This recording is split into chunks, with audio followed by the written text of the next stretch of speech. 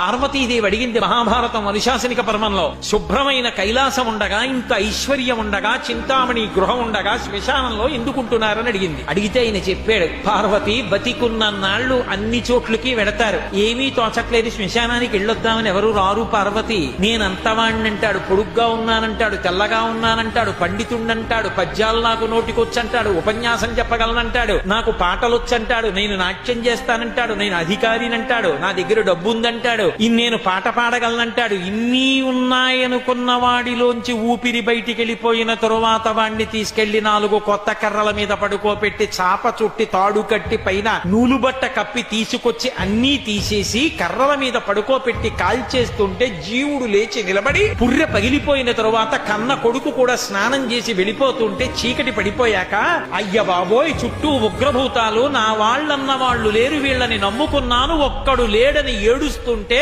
నేనున్నాను రా అని చెప్పడానికి నేను కూడా లేకపోతే చచ్చిన వాడు 1000 మాటలు చచ్చిపోతాడని అక్కడ ఉన్నాను పార్వతి, నా కర్మకాల అక్కడ లేనన్నాడు.